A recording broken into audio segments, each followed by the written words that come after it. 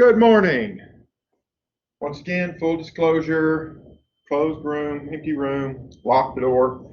We're going to start chapter 3 today, the structure of cells. I only have about 55 minutes in this room before another class comes in. So if the recording shuts off abruptly, that will be what has happened. My time has ended. And as soon as I notice that on the laptop, I will notate and we will start again this afternoon. So, cells. So the cell is the smallest unit of life capable of carrying out the independent functions of life.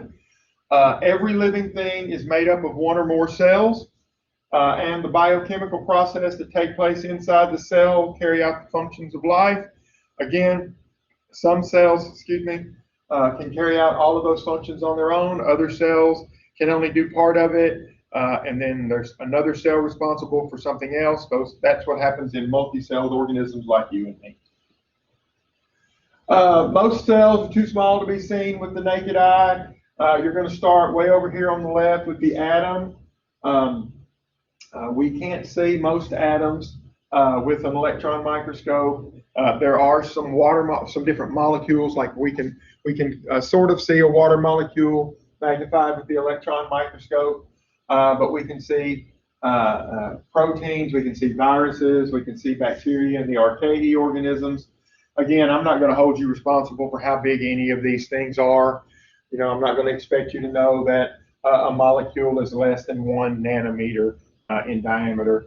What I will expect you to know is what are things that can only be seen with an electron microscope? What types of things can be seen with a light microscope? And then what kinds of things can be seen with the human eye? So again, you don't have to know these individual sizes, but you do need to know, if I ask the question, which type of microscope would you need to see most bacteria and archaea, you would need at least a light microscope, but an electron microscope would also work. We do not have an electron microscope on campus or at UAPTC, and I don't imagine we ever will have one. They cost a couple of $1 million to buy them, and then they are very expensive to maintain.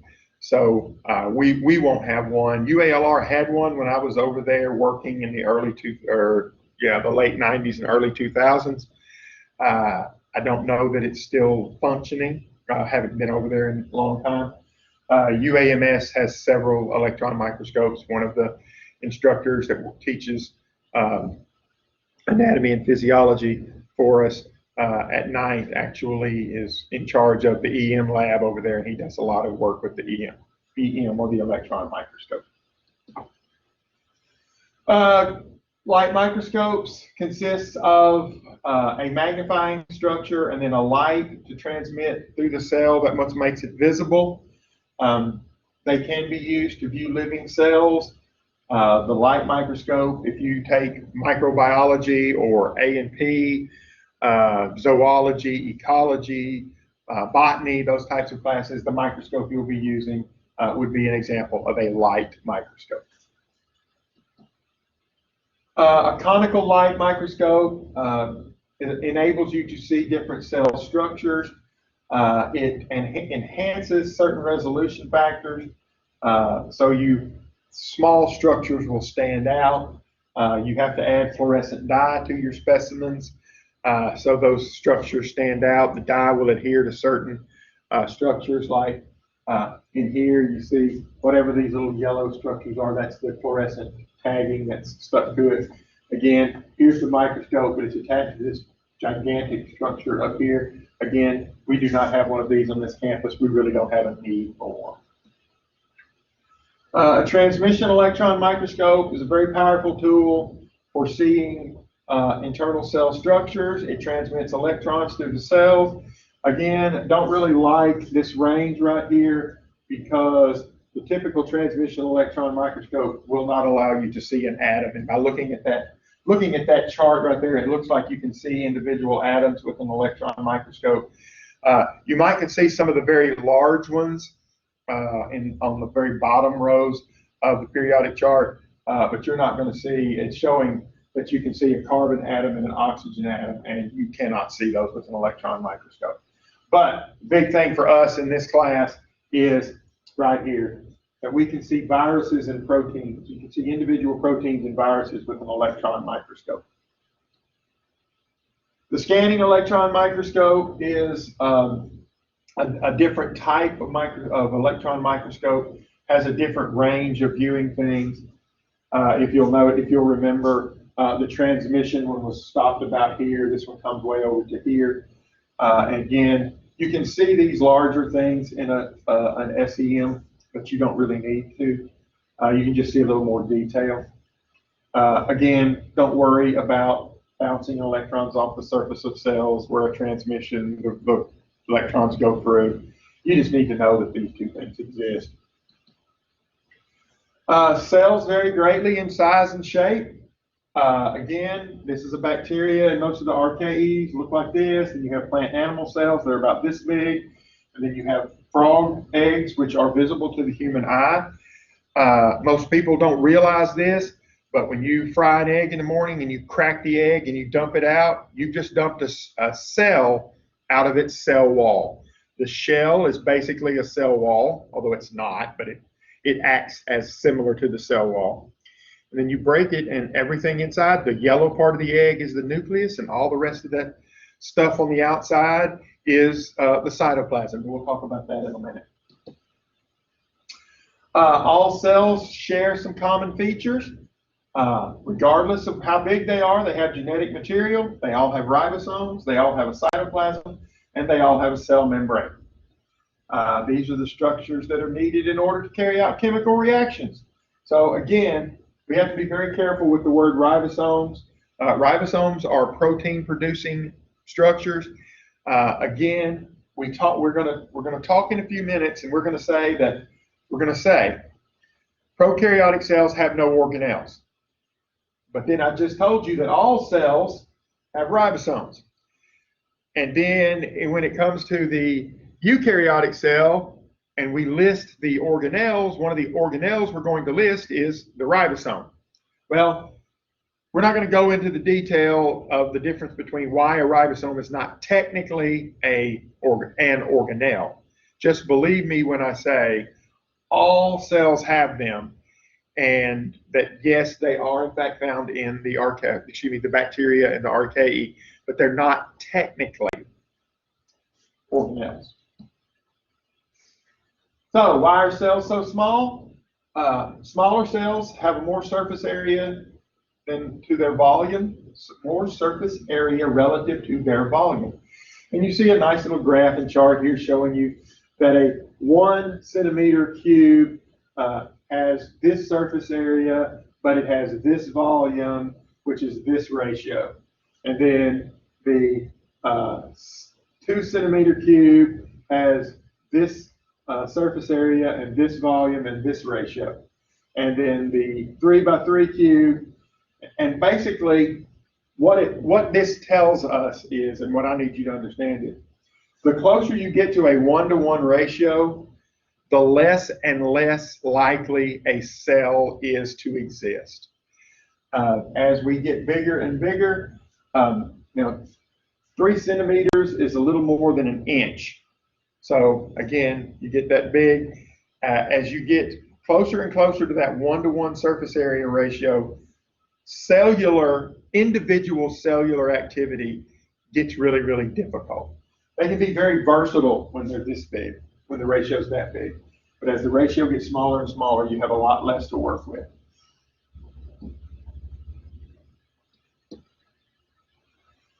Different cell types characterized by the different domains. Again, domain bacteria, the prokaryotic cell, no nucleus, no membrane-bound organelles.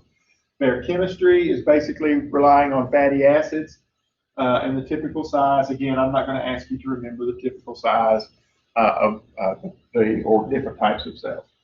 Domain archaea, again, cell types prokaryote, nucleus, that's not there. There are no organelles. Non-fatty acid lipids are what we have for their membrane chemistry. Again, the same size. And then eukaryotes, present or the nucleus present for the organelles. Typically, the membrane chemistry is fatty acids, and we'll talk about those in a minute. And again, there's the size. We're not going to be overly enamored with size. I'm not going to ask you to remember, again, 10 to 100 microns for a typical eukaryotic cell. So, prokaryotes, the most ancient forms of life. They're small, simple in structure. They lack a nucleus. Bacteria and archaea are found here. We've mentioned both of those before. This is kind of a cross-section showing all the different components found in a typical eukaryotic cell. This is it is a photomicrograph. It's a scanning electron microscope showing, it says false color, basically it's telling you that if the color has been enhanced by the machine. Eukaryotes, again, these evolved. It is theorized billions of years after prokaryotes. They're larger. They're much more complex. They have many internal parts. They have the nucleus and the other organelles, which we'll talk about in a few minutes. And they are found in all of the other forms of life: the protists, the fungi, the plants, and the animals.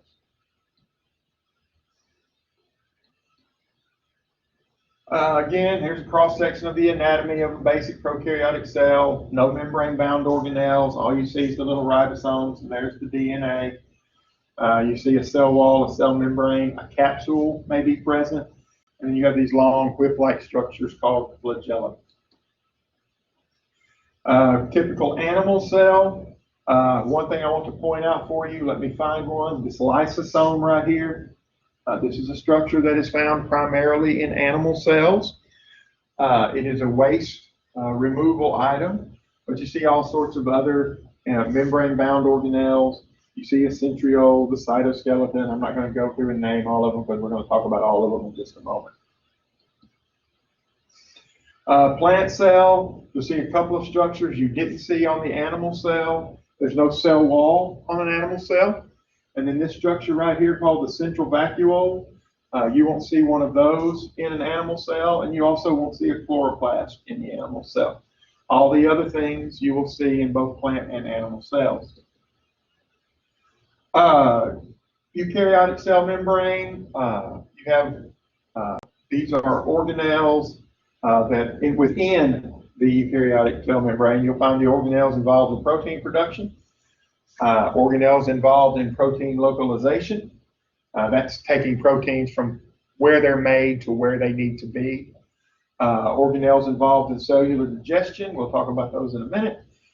Energy-related organelles, the cytoskeleton, and structures outside of the cells. All of those, with the exception of this, and we'll tie these in, are things that are found within the cell membrane. So the cell membrane forms a barrier between the cell and the outside world. It is the external margin of the cell. Regulates passage of substances into and out of the cell. Through a process called semi-permeability, the membrane controls what comes in and what comes out, or plays a role in controlling what comes in and what comes out. Phospholipids make up the major component of most eukaryotic membranes. It is made up of a molecule of glycerol. That's the little circle right here on the drawing. There's glycerol. Don't worry, I'll never ask you to reproduce this chemical formula. And it has two fatty acids. And you'll see one of those fatty acids is bent, again, because of this double bond. The phospholipid is, again, the major component of cell membranes. Those phospholipids form what is called a hydrophilic head. In other words, this part of the molecule loves water. This part of the molecule hates water or fears water. So when they come together as a membrane, they orient themselves, because a membrane's a double lipid layer. So phospholipid bilayer. The hydrophilic ends, the water-loving ends, will rotate one direction. The water-fearing ends go the other way. And what you wind up with is water out here and water in here.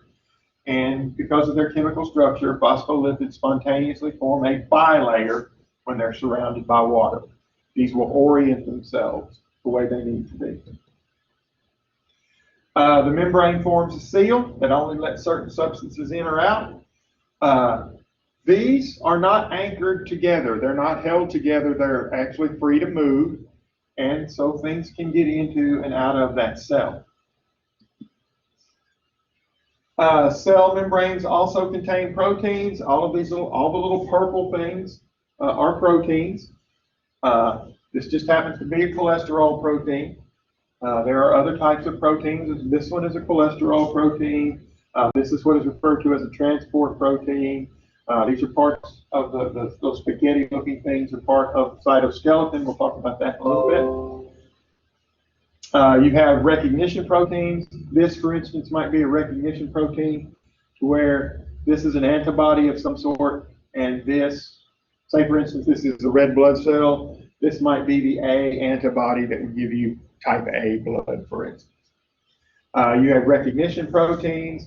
Possibly this one, we'll say this one is a recognition protein. If you've ever heard of someone who gets a kidney transplant, goes through tissue rejection, that's because these structures on that protein of the host tissue and the donor tissue don't recognize each other, so the host tissue thinks this is a foreign invader and tries to get rid of it. Adhesion proteins, this is proteins that stick together to help this one cell stick to the next in tissue formation. And then you have receptor proteins. Again, maybe this is some sort of protein for recognizing or receiving a particular, maybe this is where insulin attaches, for instance. You have structures that extend the sugar molecules which extend from the proteins. They can play a role, again, in cell-to-cell communication. This lets this cell in the system know that this cell needs some sort of modification or needs a change or needs a product or something. So there are ways that the cells communicate with each other. Steroids, we'll talk about steroids a couple of different times during the semester. But you see here's cholesterol. Cholesterol helps hold all of this together. Remember, all of these little phospholipids are not anchored together like, bricks in a wall. They're just being held together by forces pushing them against each other. And they have the ability to do this and separate. And it's the cholesterol molecule that keeps them from separating too far. They can only move so far, then they run against a cholesterol molecule, which prevents them from moving further. Again, membrane steroids keep the membrane at the right level of fluidity, not too soft, not too stiff. Cell wall is found outside the cell, does not in each plant cell. Again, there are some fungus cells that have cell walls, and there are protist organisms that have a cell wall. But this is a structure that contains cellulose. It's found in each plant cell.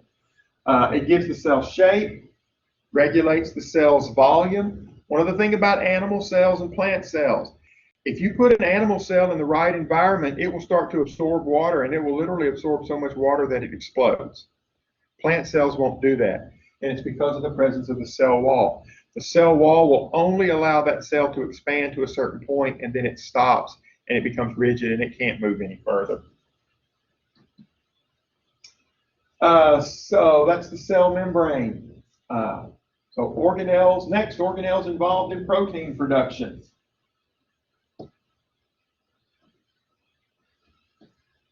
There we go. So the nucleus controls protein production. The signal starts at the DNA. The DNA has recipes for all the different proteins we need. It also contains the nucleolus, which synthesizes the ribosomes. Ribosomes are made and then expelled. There are ribosomes free, like there's one there, that are floating around in the cytoplasm. There are other ones that are attached to the rough endoplasmic reticulum. Messenger RNA is formed in the nucleus, The messenger RNA exits through a nuclear pore.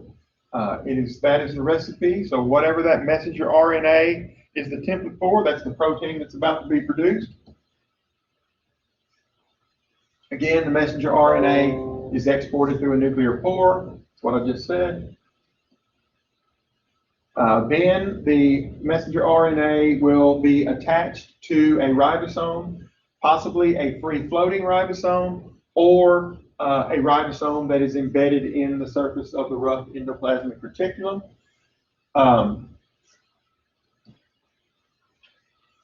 Free-floating ribosomes synthesize proteins that will function in the cytosol.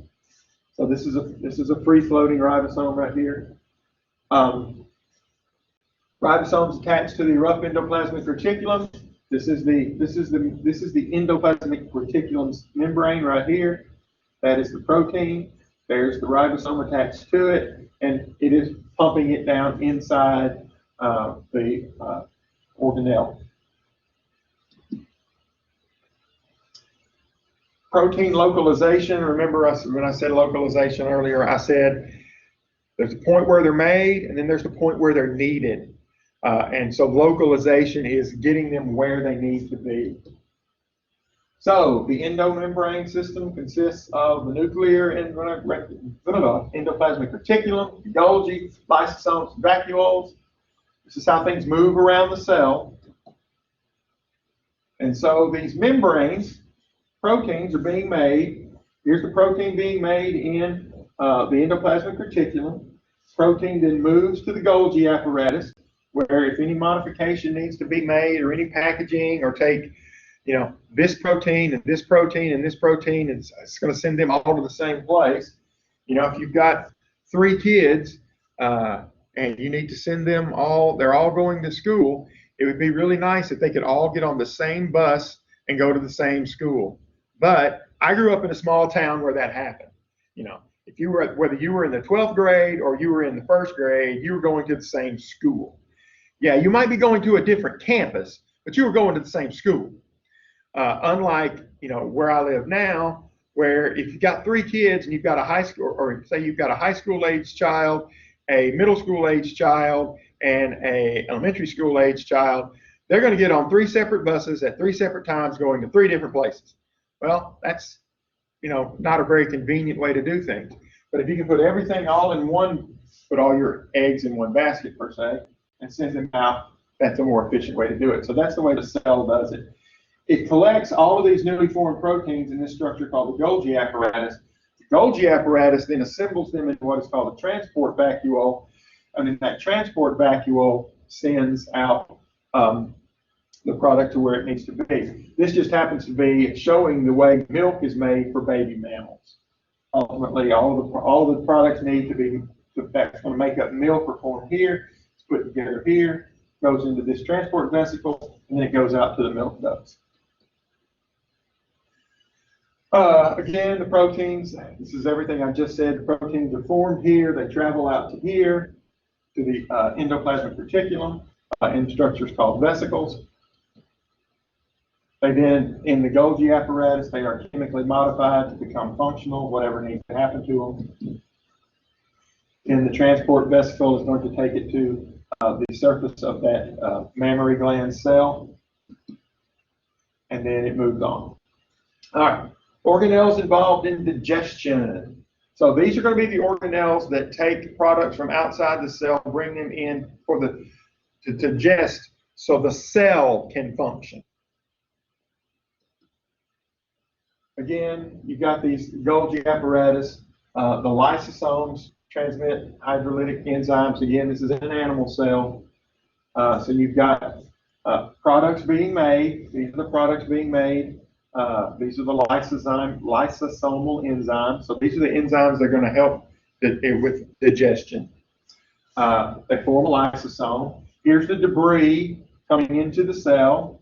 You've got debris coming into the cell. You've got these enzymes being made. Those things are going to come together, and you can't see it very well, but these debris that looks like cookie crumbs, the lysosomes or the lysozymes are the purple structures. Get here in the middle, you see that the purple structures are in there with the cookie crumbs, And then you get down here, the cookie crumbs are getting smaller, and you see that the digestion is taking place. So for animal cells, the digestion component is the lysosome. For plant cells, most plant cells lack lysosomes. Now, as a matter of fact, as far as I know, all plant cells lack lysosomes. But again, we want to be very careful using the word all, always, and every. Cellular debris is gathered up in the central vacuole. The central vacuole also regulates size and water balance.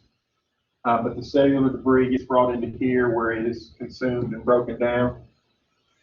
Perioxysomes also help to break down items in digestion. Here's a perioxysome with a protein crystal in it. Then it's, again, transmission electron microscope for false color.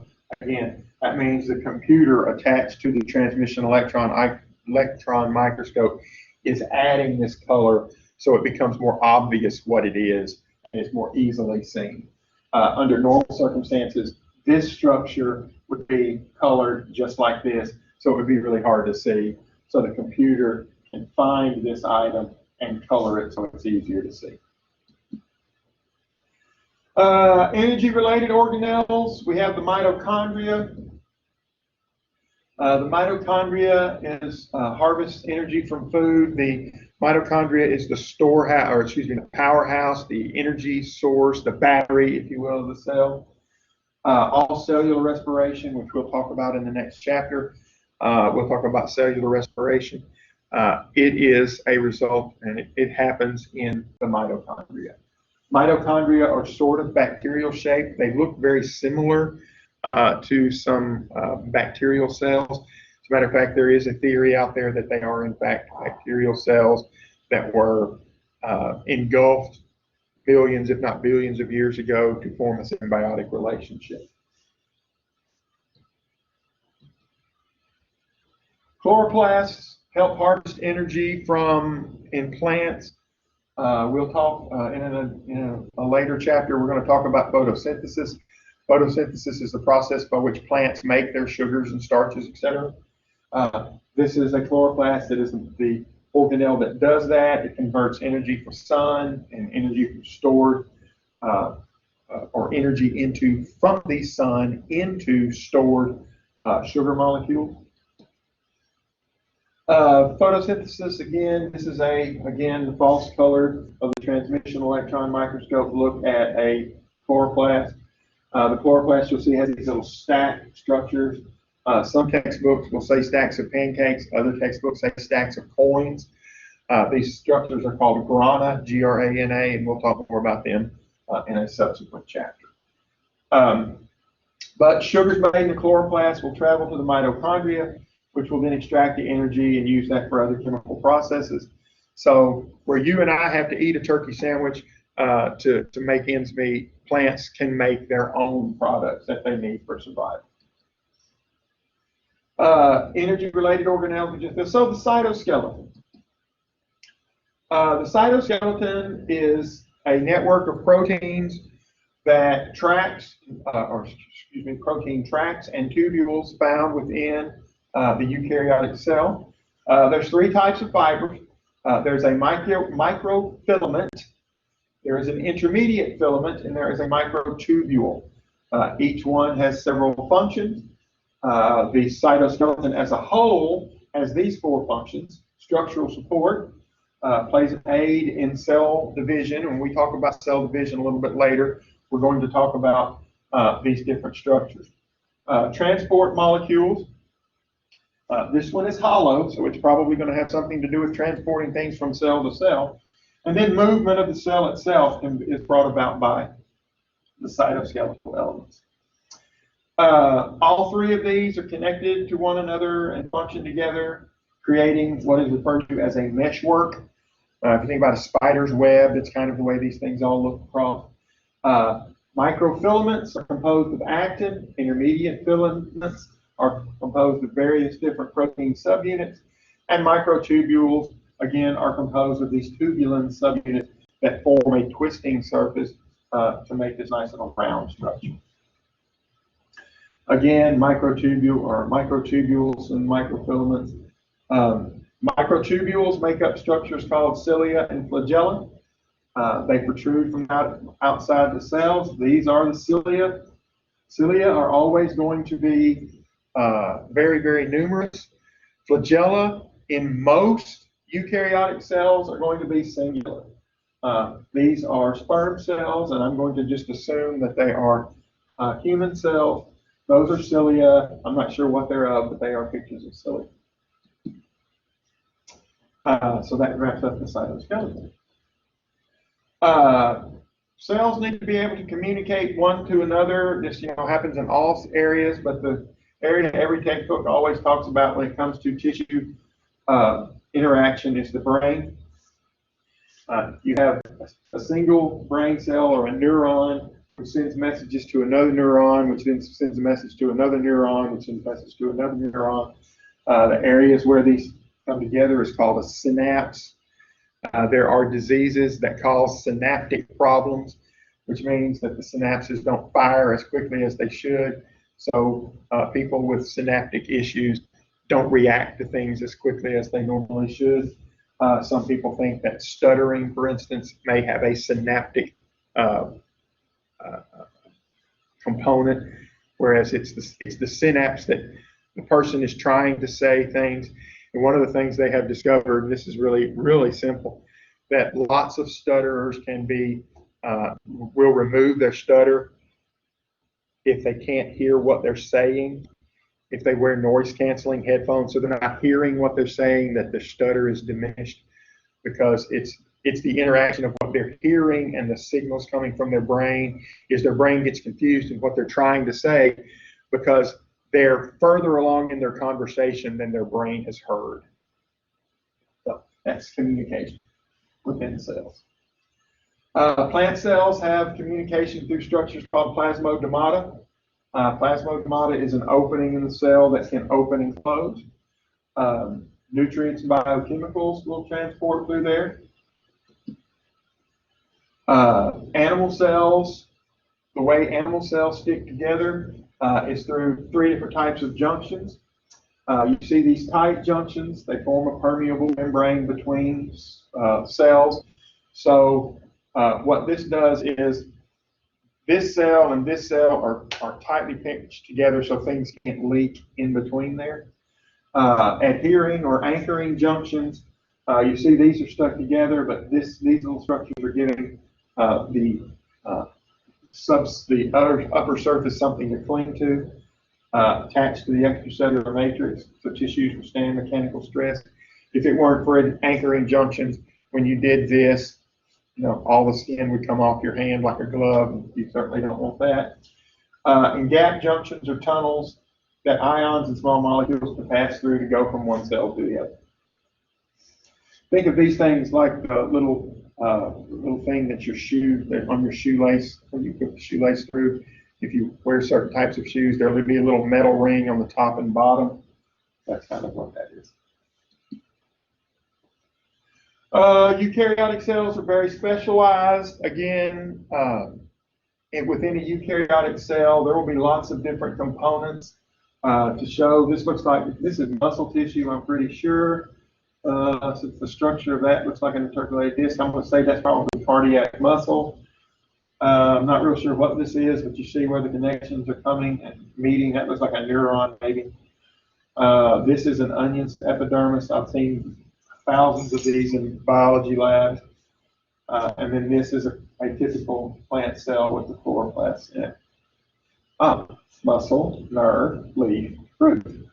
Okay, well, that's okay. I figured all that out, even though it tells me right here what they are.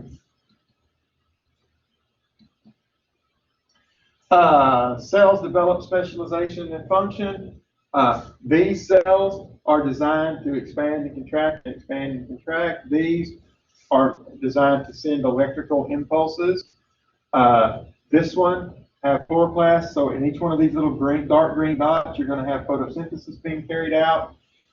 These structures, this is a root structure, so it's going to be, and an onion is something called a root bulb, where the onion gets bigger and bigger and bigger because it's storing more and more and more material.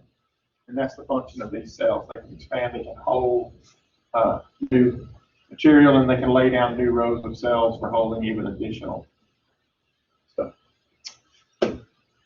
Questions, please email me either at my trussell@uaptc.edu or at the message or in the message center under the contact link in this chapter.